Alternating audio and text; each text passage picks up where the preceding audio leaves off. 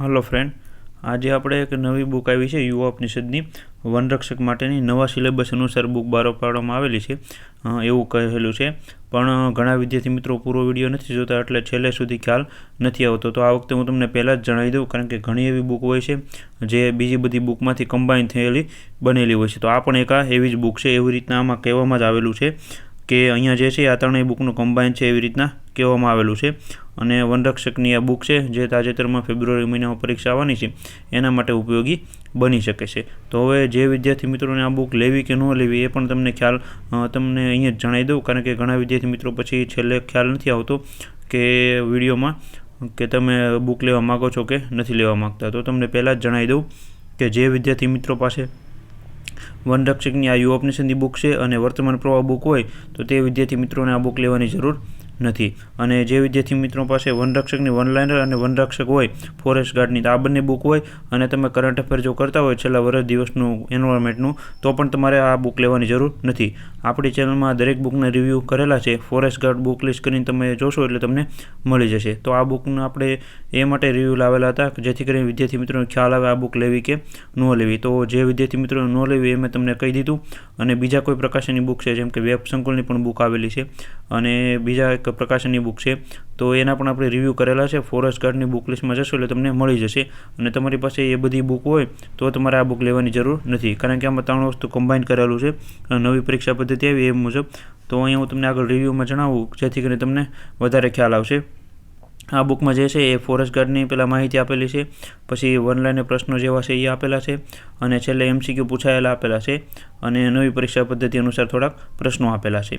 અને મેં તમને કીધું એ મુજબ જો તમારી પાસે આ કોઈ પણ બુક ન હોય તો તમે આ બુક લઈ શકો છો એટલા ઓછા ટાઈમ માટે, બાકી તમે આ બુક લેવાની તમારે જરૂર નથી। એ પહેલાં જ તમને જણાવી દઉં, કારણ કે ઘણા વિદ્યાર્થી મિત્રોને પછી ખ્યાલ નથી હોતો। તો અહીંયા હું તમને સિલેબસ જણાવું જેથી કરીને તમને વધારે ખ્યાલ આવે। અહીંયા તમે જોઈ શકો છો વનરક્ષકનો પહેલાં જે વનાત્મક જે છે એ ફોરેસ્ટ ગાર્ડને લગતી માહિતી, જંગલને લગતી એ માહિતી આપેલી છે, પછી વર્તમાન પ્રવાહ આપેલું છે, પછી વનલાઇનર પ્રશ્નો આપેલા છે અને પૂછાયેલા એમસીક્યુ આપેલા છે। આ એક આખી આ બુકનું મેં તમને સમરી જણાવી દીધી કે ઇન્ડેક્સમાં આવી રીતના માહિતી બધી આપેલી છે। અને અહીંયા મેં તમને જણાવ્યું એ મુજબ કે જો તમારી પાસે જૂના પ્રશ્નો હોય તો આ બુક કંઈ કામની નથી, વનલાઇનર હોય તો પણ કંઈ કામની નથી અને કરંટ અફેર તમે જો કરતા હોય છેલ્લા વર્ષ દિવસનું એન્વાયરમેન્ટનું તો પણ આ બુક કામની નથી। અને તમારી પાસે કોઈ પણ એક બુક હોય એન્વાયરમેન્ટની તો પણ આ બુક તમારા માટે કામની નથી, કારણ કે આગળ હું તમને જણાવું એટલે તમને ખ્યાલ આવશે। અહીંયા પહેલાં ડીપમાં ઇન્ડેક્સ આપેલી છે, એન્વાયરમેન્ટમાં કયા કયા ટોપિક છે બધાય, પછી અલગ અલગ સિલેબસ અનુસાર જે છે એ બધા અહીંયા ટોપિક આપેલા છે। એસિડ વર્ષા, જૈવ વિવિધતા, ટકાઉ વિકાસ, લક્ષ્યાંકો બધા આપેલા છે। અહીંયા તમે વિડીયો પોઝ કરી ઇન્ડેક્સ પણ વાંચી શકો જેથી કરીને તમને ખ્યાલ આવશે તમારી પાસે જે જૂની બુક છે એ સેમ ટુ સેમ આમાં ટોપિક છે કે નહીં। થોડું ઘણું અપડેટ કરેલું હોય છે તો એટલું કાંઈ મૂંઝાવવાની જરૂર નથી। તમે કરંટ અફેર કરતા હો તો પણ તમારું અંદર કવર થઈ જશે। અહીંયા કરંટ અફેરના મુદ્દા આપેલા છે, વનલાઇનર આપેલા છે અને જૂના પ્રશ્નો આપેલા છે। અહીંયા તમને સ્ટાર્ટિંગના 2-3 ચેપ્ટર બતાવું જેથી કરીને તમને ખ્યાલ આવશે। અહીંયા સૌથી પહેલાં જે એન્વાયરમેન્ટનો ટોપિક બેઝિક છે એના વિશે માહિતી આપેલી છે, એન્વાયરમેન્ટના ઘટકો વિશે માહિતી આપેલી છે। આવી રીતના આપેલું ચેપ્ટર અહીંયા પૂરું થાય છે। પછી જૈવ ભૂ રાસાયણિક ચક્રો આપેલા છે એ તમે જોઈ શકો છો।